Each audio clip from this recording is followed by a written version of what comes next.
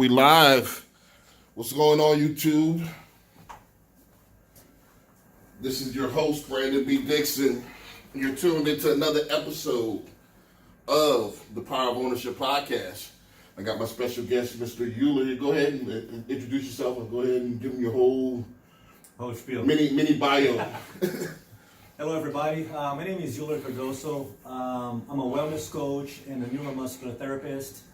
The name of my company is Wellness 101, right there in Montrose. So I treat people from muscular injuries and accidents and things like this, all the way to more of the mental part. People come to me to deal with procrastination, habits, how to break bad habits, how to create good habits. So there's a lot of projects I'm going on right now, building right now, podcast, same thing. I mean, we're just, hustling, trying to create different channels, different venues to disseminate good information. So today we're here, Right. To talk a little bit about relevant topics. Right. Tell them the name of your podcast. Euler Talks. Okay. Yeah, so it's you can find it on iTunes, SoundCloud, Spotify. I think those are the ones that I am uploading. I only have 7 episodes so far. Mm-hmm. I'm starting slow, kind of testing the waters, see where people want me to go, the topics that they want me to talk more. But yeah, you can find me there, and you can see if you like the style. Right. A little brief introduction, and then we'll get into the topics at hand. For those who's first time tuning in, my name is Brandon B. Dixon. I'm a published author, entrepreneur, sales trainer. My book is out right now. Sales the Nucleus in Any Profession is out on Amazon right now, Barnes & Noble, et cetera, et cetera. Also, I'm a mortgage broker. So, my key goal, it was when I started the podcast, The Power of Ownership, started off as ownership of homes and rental property, stuff like that. Then it expanded to businesses and intellectual property, stuff like that. Also, now we bridged the gap when it went more metaphysical with it, and it's ownership of the mind, body, and soul, which ties in perfectly to Mr. Euler here, kind of in the topic at hand. Call me Euler, man. Don't make me feel old. Right. and the Euler here is that one of the questions that I had for him is that how much of an importance or how much of a factor does it play for wellness, health and wellness? How does that play a factor into success in corporate, success for your business, success as a overall human being? How important of a factor does that play? Well, I think it's a huge factor. It is a huge factor. We were talking a little bit before starting the podcast. This is not a podcast. The interview, the conversation. Right. Well, it does go audio. So yeah. The audio is on Spotify and Apple Podcasts and Google Podcasts. So there you go. So the video, the web series, or the video is on YouTube and Facebook, stuff like that. Nice. So it's split. It's 2 audiences. Nice. Right. Well, we were having a discussion while setting up the equipment. In my opinion, I think it's very important, and I do not subscribe or buy too much into the idea of people saying, I'm too busy. My life is too crazy, therefore I don't have time to eat. I don't have time to, eat right, drink right, do whatever. I do not subscribe a lot to that, because you get the same people that tells you that they're very busy doing a lot of things. They still have their priorities, right? They still have the things on their list, and that thing they always do, this thing they always do, and then they put eating all the way here.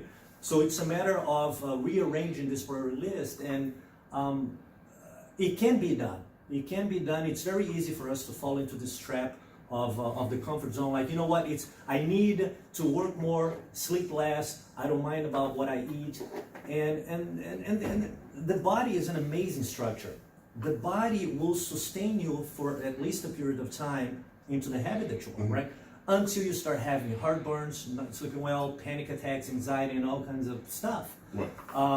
So I start with that. It is extremely important, and unfortunately, we put that on the back burner. The same thing that you go to CrossFit gyms and all kinds of places for exercise, and people put the stretching and mobility behind. and just pump iron, you know. Mm-hmm. And that's my clientele. They come to me all broken, Right. because they just focus on this part here, right? Right. Priorities all reversed. So it's mainly just a mind thing, just actually being aware of what you're lacking, or and just being aware of it and focusing on the elements that you're lacking. Well, it's always the mind thing. It's always a mind thing. Mm-hmm. Everything starts right here, right? So you see people who are bright, amazing. I mean, they're intelligent, and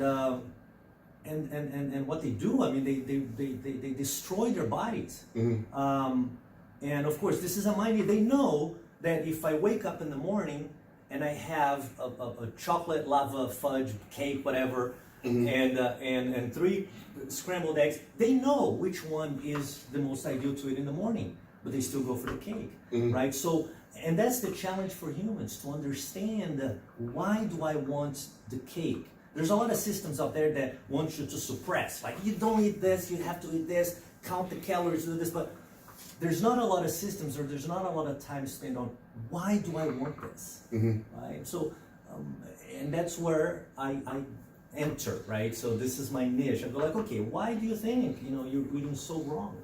I mean, I have people who come to me trying to figure out diet, and after a few sessions, we get all the way to crap that they've been through, their whole life. That there's nothing to do with nutrition. Right. It's all the psychological It's all default. yeah. Right. Absolutely. Right. So that's kind of why they call it comfort food. They kind of mesh the two together. Absolutely, right? Right. So you'll eat it just to make you feel, better. You feel like you're in control of situations. The same thing goes for people who bite nails, people who pull hair. It is an environment that brings you back control of the situation, even if it's just a perceived control. But people do it. Right. Absolutely. Right. How does the opposite, the flip side of the coin, how important of a factor does it play into your success? Can you, in other words, can you have this poor diet and these poor eating habits, this poor maintenance of your body, and still be successful in corporate America? Well, I think you can. Okay. The question is how long, Gotcha. right? I mean, how long? I'm going to give you a quick example. I'm from Brazil. I've been here for 17 years, and I joke that immigrants have the immigrant syndrome. Sometimes you think you're never enough. You have to do things. You have always keep showing stuff, and I was caught up in that for a while. And of course, you just work, create. You never relax, and you start dropping the ball on the nutrition, and then I started getting heartburn. But it took me many years to get to this point. Right. So, not extending too much, I did everything that I teach some of my clients. I revamped the whole system, my diet and all this, and the problems disappeared. And I never had that. But every once and again, if I drop the ball, if I go and I eat something that is cooked in weird vegetable oil, I feel it. So the question is, how long can you push that system? Right. If you start having this, I mean, I could have gone to a doctor and taken all kinds of medications. Like I have clients who take 15 medications a day, 15 pills a day, Right. one counteracting the other, and you keep pushing until you drop. So the question is, how long do I want to go in this system? Because the body, again, is a very resilient machine. We're going to talk a little bit about it. Right. Even after many years of abuse, right. you can still go, right. depending on genetics, family history, and all this. And humans have the natural tendency of push the limits. How much can I get away with? Right. In behavior, in whatever, ethics, psychology, nutrition. And then we have the wake-up calls. Some people actually wake up and, oh shit, I need to reevaluate things. And some people just keep pushing through. Right. So I think yes, you can be successful, but the question that comes before is, how do I want to go into this journey into being successful? Do I just want to roll through it and go and tumbling down this hill? Or I really want to have a more empowered, controlled, and happy traverse from where you are into the point that you want to go. Right. Let me ask you this. Let's get a little bit deeper, more metaphysical. Do you think that the minerals and the elements that we put in our body has a direct effect on the mind. Meaning that, let's say, for example, just like with a software and hardware, if your hardware is infected, there's a virus, it's going to affect your software. Yeah. That's a perfect metaphor. That is a perfect metaphor. So you think that, for up-and-coming entrepreneurs, that's kind of my base follower, up-and-coming entrepreneurs, people that's aspirational, people that want to be in that top 1%. Do you think that McDonald's, as opposed to that organic fruit, putting that organic fruit will actually give you a better performance? Absolutely. And I'm not gonna be an evangelist of you have to be this or you have to be that. Never touch McDonald's ever. No, it's not that. But you have to allow your body to purge, itself from the toxins. I mean, I don't believe this is the case. I mean, we know this is the case. Mm-hmm. We're making now tremendous strides in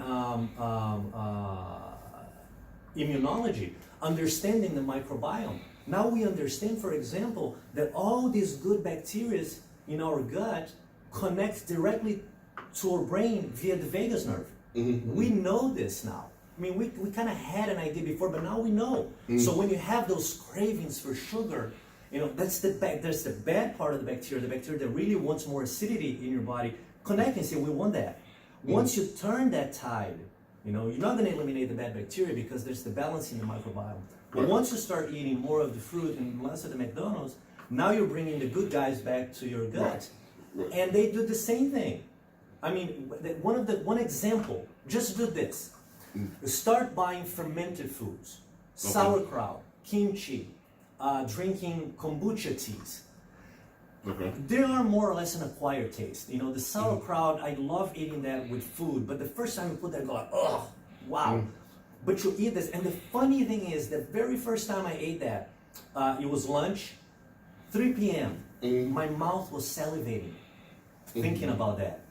That's the gut bacteria saying, I want more of that, right? Yeah. So it is symbiotic. It talks to you, it gives you feedback.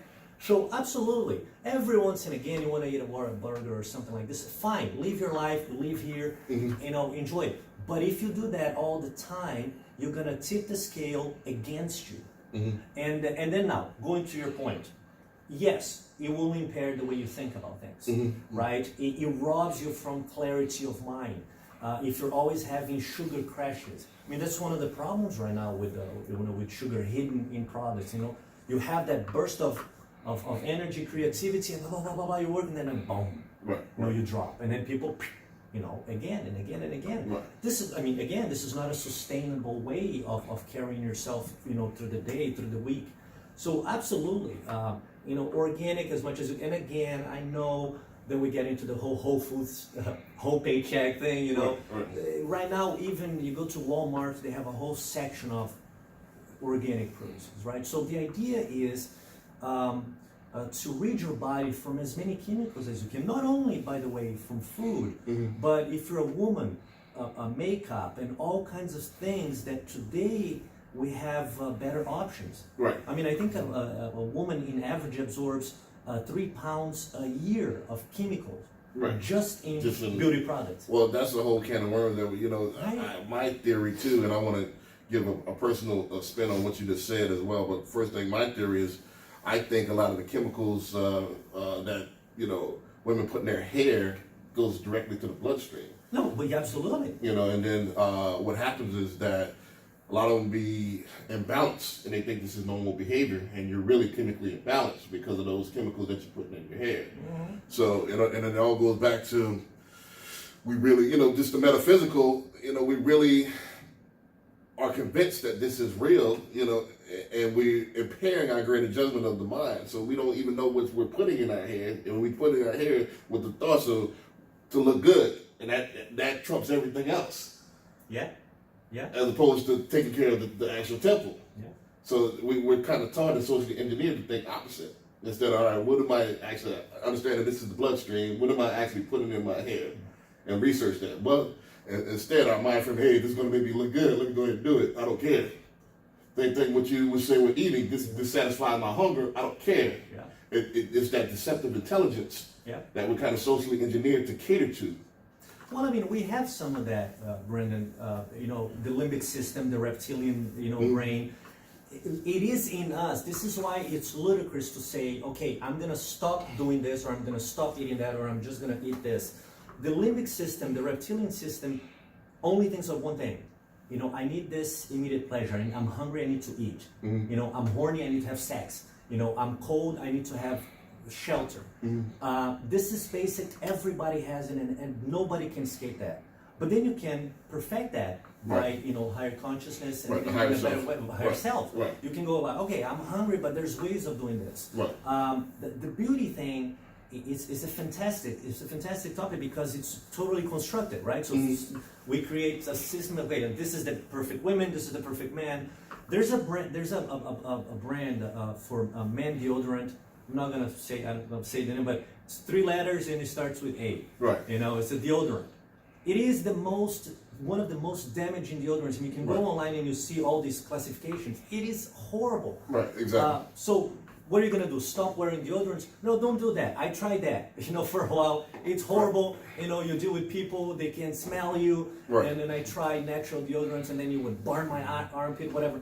But I kept going, and no, thank goodness there's good companies out there. And I wear one now that doesn't have aluminum. Right. Which is one of the most destructive things that you can do. Right, exactly. You put that right into your armpit, goes That straight goes into your straight to lymph the nodes, bloodstream, right? The same thing with women. Don't stop, you know, quote unquote beautifying yourself. You want to do it, but spend some time, invest time in research. Because right now there are people like me and like Brendan who say, you know what? There's women out there who want to, you know, play with the hair and do things. Let's create something healthier for them. Right. It's out there. Right. Just look for it, and it's not 10 times more expensive.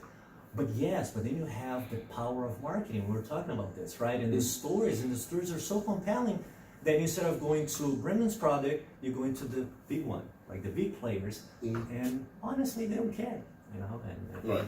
Just a little personal testimony about what you were saying earlier, just to backtrack a second. My personal story, when you perfectly described me as an entrepreneur. You know, like we spoke, you never knew that I owned business for 15 plus years before I got recruited by Mattress Mac.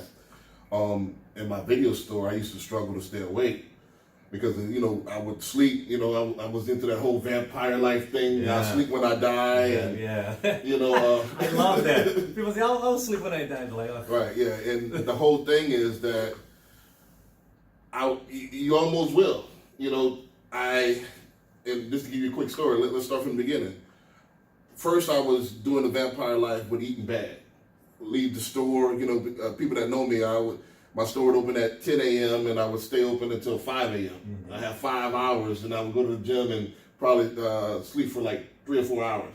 Then pop back up and go right back to the store. wow. That's what I did for years. You know, and I would have a buzzer on my door, so I'd sleep in between customers, but it was little naps, micro naps. Yeah. You know, they'll buzz the door and I'll, you know, pop up, which is dangerous. I didn't know at the time. But all the time, in and out. Right, in and out of that REM stage of sleep. Yeah. So, but they'll ring the bell, I'll pop up. Then I couple that with grease, Popeyes, hot wings, and stuff like that. So, I didn't know I was killing myself. And then my attitude, it was grumpy. Yeah. Almost like diabetic at all times. I started getting to working out. Started getting back into like bodybuilding. So I would eat the tuna and egg whites every day. You know, restricted my diet, but I still had that grump. Yeah. The reason why, because I wasn't sleeping. Until I got with Mattress Mac, my mentor, and he told me about the importance of sleep, the importance of a mattress. And we had these Dr. Moss come to a consultation. I started learning the importance of sleep and how that's one of the most important things about wellness. Almost more than, because think about this, listen to this, family. You can go without food, 45 days? Oh, you can go without food for a long time. Yeah, 60 days. You go without water, without water, it's more complicated. Yeah, so after 72 hours, you start going. About a week before you kick the bucket? Yeah. Try sleep. Actually, we have a lot of experiments that done in the 50s and 60s, yeah? Right, so 72 hours of sleeping, you already go yeah, berserk. Why is sleep more important than food and water to the body, naturally? So one of the things I learned through entrepreneurism, without your sleep, you're nothing. I was able to survive. I was a zombie. I was up and I was functioning, but my mood, I was actually shooting myself in the foot because my attitude toward customers, I was grumpy all the time. So now that I've been getting my sleep 8 hours at least, totally different. I'm always, even though I'm not eating right again, but it's still that equilibrium still there, and I'm able to balance myself because I am sleeping. So sleeping is an important diet as well. You got to get your diet of sleep. Think about this, and just to get more metaphysical, I think, and again, I always preface this with I think is that that's our original state. We're more comfortable with being in that disconscious state, that subconscious state, because that's where we're originally from. When we come in the body, when we come to third density, we only can be in the body for so long. We only can be in the body for a certain portion of time. Even when we blink our eyes. There's that light and darkness. Again, we blink our eyes every second. We need that darkness. It's that balance that we need. Yeah. So, on the metaphysical tip, you need your sleep. Sleep is an important element of your health and wellness. And it's probably more important than everything. And the second thing that we don't have a lot, I just want to, just being in that store trapped, sunlight, family. And statistics show, overcast places or places where it's dark most of the time, they have the most depression. No, all of it is documented. Yeah, winter depression, winter blue, what they call it here? Winter blues or something like this. So you want to include sunlight in your diet as well. Once, twice, I won't say nine. You need probably 3 or 4 times a week. Actually go out and do something in the sun for an hour or so. That sunlight on the metaphysical tip is information that you're downloading. You need that sunlight. It's vitamin D. Oh, and then a biological, when you eat a piece of lettuce, whatever, what you're eating is sun energy. Right? Exactly. It's the electrons that thing absorbed, and you're eating that. Right. You said so many things. There's so much information about what you said. I know there's a lot of people out there thinking, oh, this is crap. My grandfather smoked until he was 105, or I eat a lot of crap, and anecdotal. This is anecdotal. Of course, there's people there. We're all unique and different. Right. There's people out there that probably eat fried chicken every day. Right. They're strong as an ox. They never had cancer, whatever. Right? That is not the rule. That just shows you how resilient the body is. That just shows you how incredible the body is. But it is not the rule. There's one example here. And the change sometimes is very subtle. With me, for example, I never notice when I go out, when I go back to Brazil, for example, on vacation, and everything gets thrown out of rhythm. It's not that suddenly I'm horrible, suddenly I'm punching people in the face. No.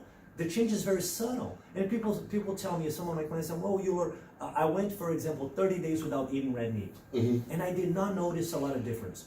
I go like, okay, 30 days that you're not eating red meat. Eat a steak tomorrow, and then call me. And then they eat the steak, and they cannot even sleep. And like, my God, it hit me like a brick. Right. And I go, there you go. Right? So there's crazy things like master cleansing. I tried to do this master cleansing. So there's crazy things for good and bad. Imagine yourself having a regular diet, and then now they advocate do 10 days of just drinking water with lemon in it. It's crazy. You just halt your body in such a crazy way that can damage you.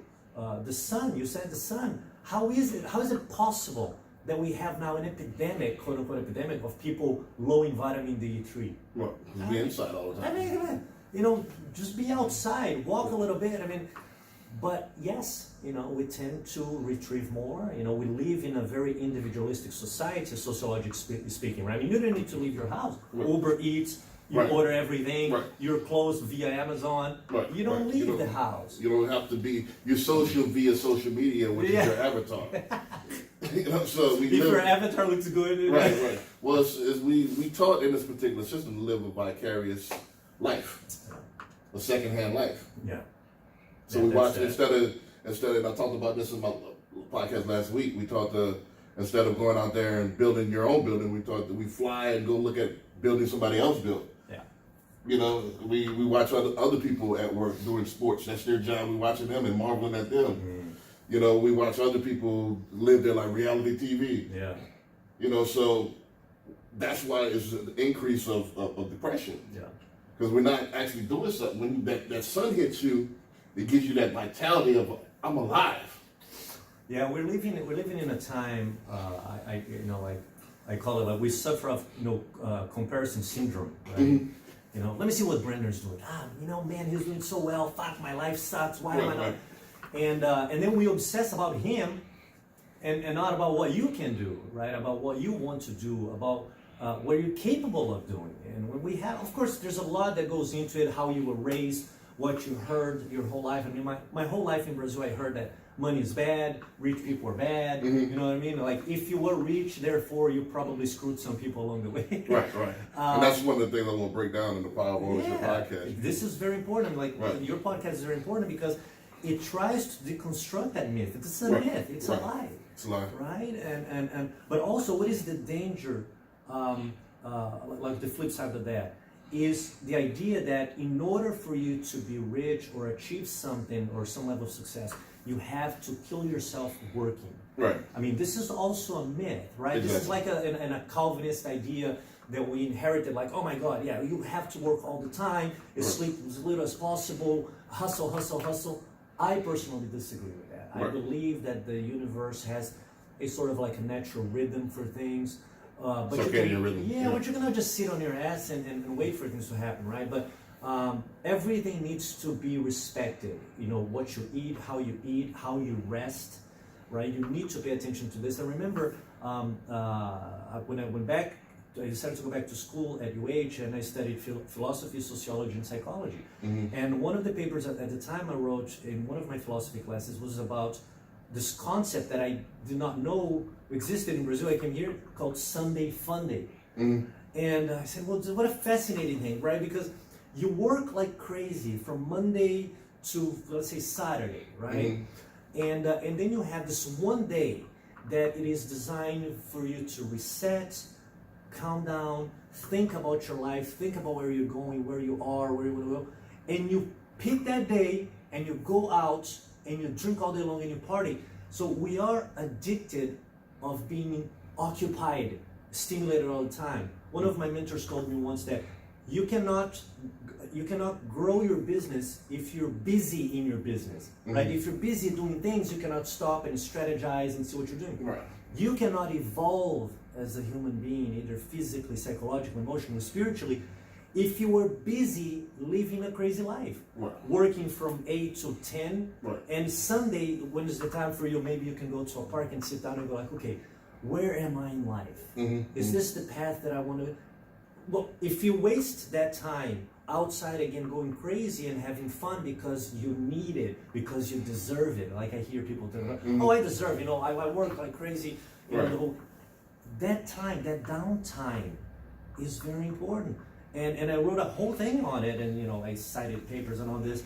Sunday Fun Day is absolutely destructive to your emotional health, to your psychological health, and you have to reassess it. Some industrialized countries in Europe, they're testing this whole idea of working less, right? So in the United States, we have the notion that we have to work a lot. The guy who created Keller Williams Realty, he wrote this book called One Thing. And in the book, I read a piece of information that is astounding. In average, 1/3 of your time during the day, the regular work day, is just checking emails and social media stuff. 1/3 of your time. Right. So what if you can get to your office at 9 a.m. and just work until 2 p.m. Just work.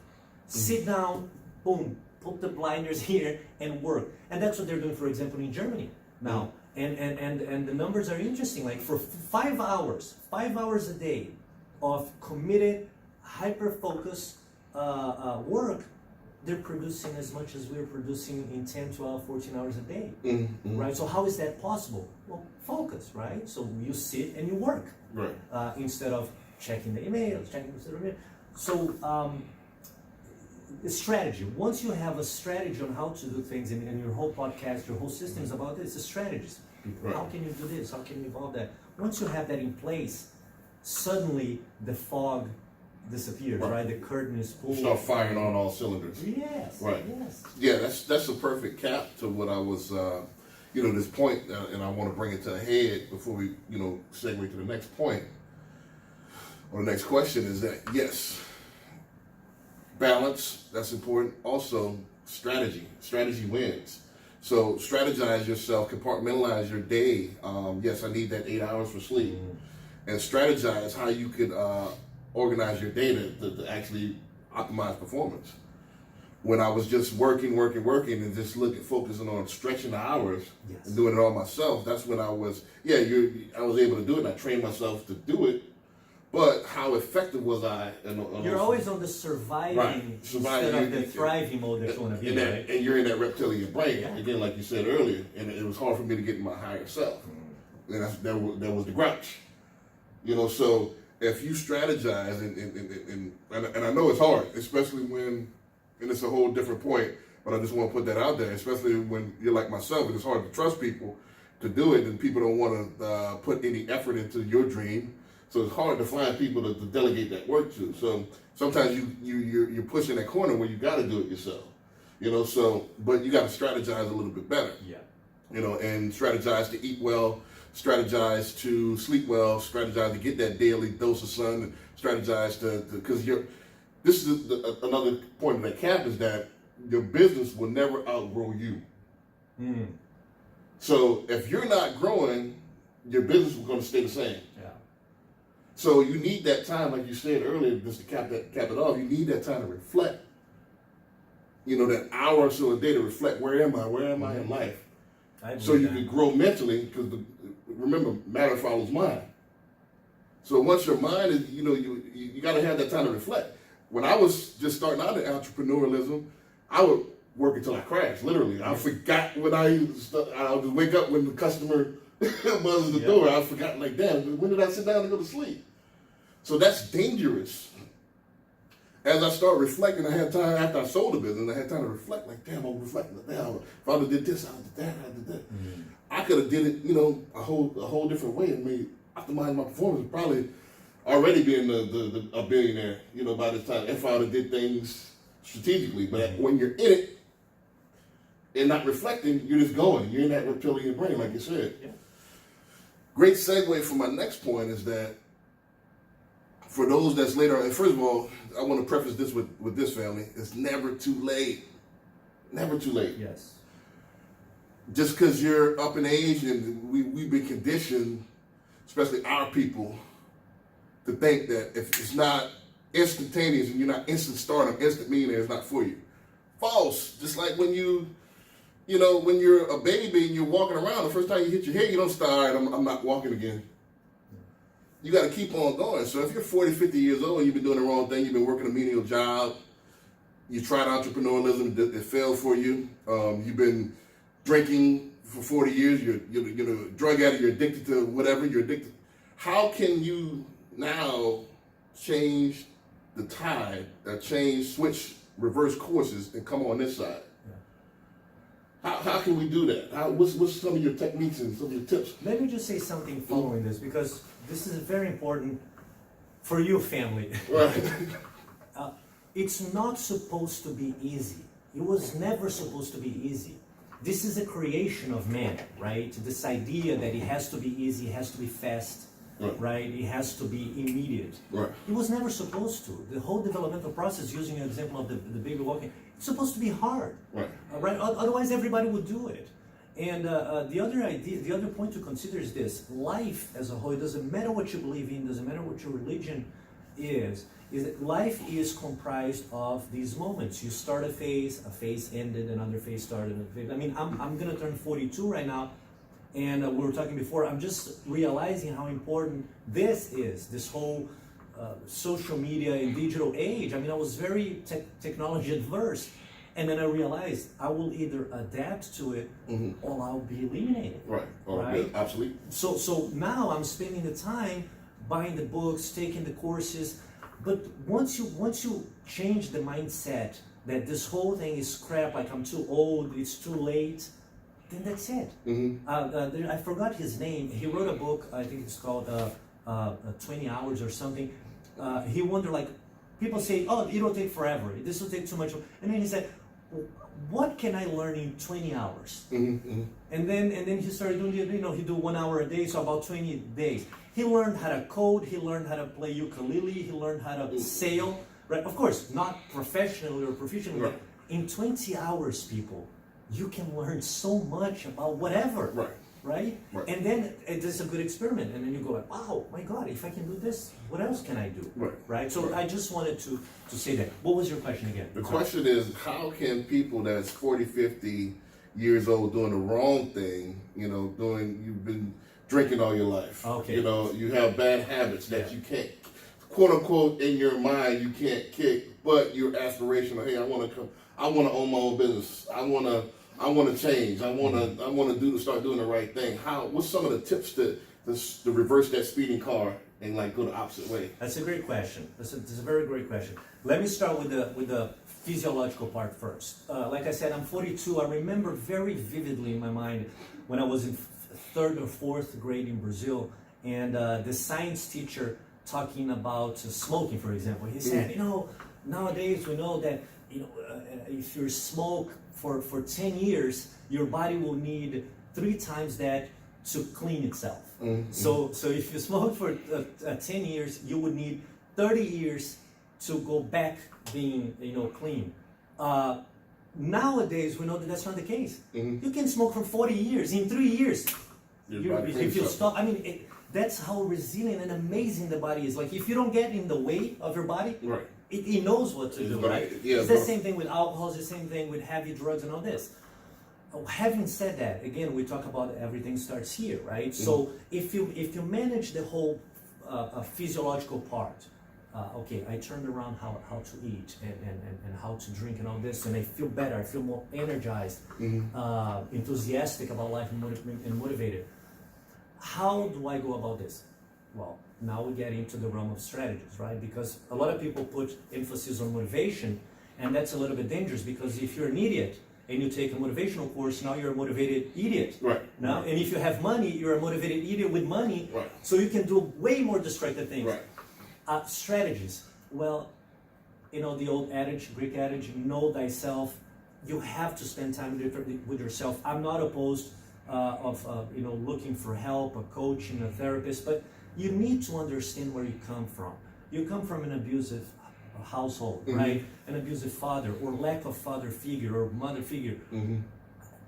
There's no way you're going to be able to deal well with things in the future if you don't address these things. And we were talking earlier about money. Mm-hmm. I grew up, listening that money was a bad thing. Mm-hmm. And I had to break this. How did I break? The tips. It's very individual, but with me was a book that I read years ago.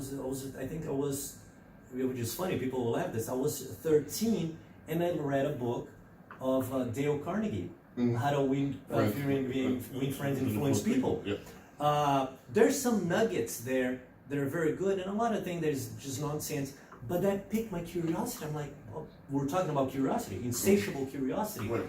And that book instilled in me this notion, like, what can I do? What else can I do? How can I improve this, that, and the other? And from that book, I jumped into the other books, the strategy books, Erickson.